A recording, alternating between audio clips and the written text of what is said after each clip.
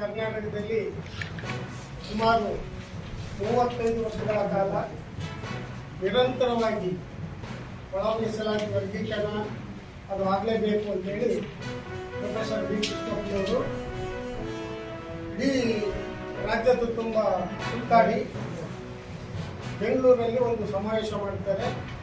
ಅದ್ರ ಪ್ರಯುಕ್ತ ಏನು ರಾಜ್ಯ ಸರ್ಕಾರ ಆಗಿರುವಂಥ ತಗುಸಿಂಗ್ ಸರ್ಕಾರ ಒಂದು ಆಯೋಗವನ್ನು ನೇಮಕ ಮಾಡಲಿಕ್ಕೆ ಆಲೋಚನೆ ಮಾಡುತ್ತೆ.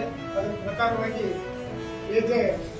ಸದಾಶಿವ ಅವರು ನ್ಯಾಯಮೂರ್ತಿಗಳು ಅವರ ನೇತೃತ್ವದಲ್ಲಿ ಈ ಒಳ ಮೀಸಲಾತಿಯ ಬಗ್ಗೆ ಒಂದು ವರದಿಯನ್ನು ತರಿಸಿಕೊಳ್ಳುವಂಥ ಕೆಲಸನ ಮಾಡಬೇಕು.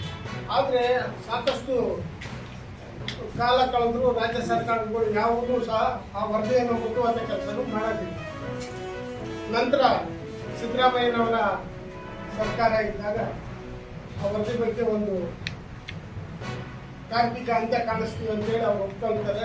ಆದರೆ 5 ವರ್ಷಗಳ ಕಾಲ ಅವರು ಯಾವುದೇ ಒಂದು ಚರ್ಚೆಯನ್ನು ಮಾಡದೆ ಇದನ್ನು ನೆನೆಗುದಿಗೆ ಕರೀತಾರೆ. ಆ ಬೆಣ್ಣೆ ದೋಸೆ ಒಂದೇ ಕುಟುಂಬಕ್ಕೆ ಸಿಗ್ತಾ ಇದೆ.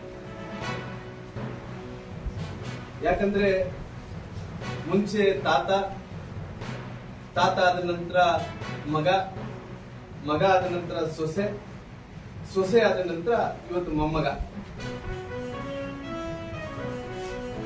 ಇದು ಒಬ್ಬರಿಗೆ ಅಂದ್ರೆ ಒಂದೇ ಕುಟುಂಬಕ್ಕೆ ಬೆಣ್ಣೆ ದೋಸೆ ಸಿಗ್ತಾ ಇದ್ದಾಗ್ಲಿ ಮತದಾರರಿಗೆ ಮಾತ್ರ ಬೆಣ್ಣೆನೂ ಸಿಗ್ತಾ ಇಲ್ಲ, ದೋಸೆನೂ ಕೂಡ ಸಿಗ್ತಾ ಇಲ್ಲ.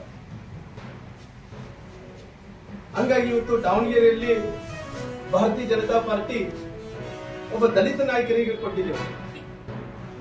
ಇವತ್ತು ಒಬ್ಬ ದಲಿತ ನಾಯಕರನ್ನು ಸೋಲಿಸಬೇಕು ಅನ್ನೋಂಥ ಕಾರಣದಿಂದ ಇಡೀ ಸರ್ಕಾರ ಇವತ್ತು ಠಿಕಾಣೆ ಹೂಡಿ ಇವತ್ತು ದಲಿತ ನಾಯಕರನ್ನು ಇವತ್ತು ಸೋಲಿಸುವಂತ ಪ್ರಯತ್ನ ಕಾಂಗ್ರೆಸ್ ಮಾಡ್ತಾ ಇದೆ, ಸರ್ಕಾರ ಕೂಡ ಮಾಡ್ತಾ ಇದೆ.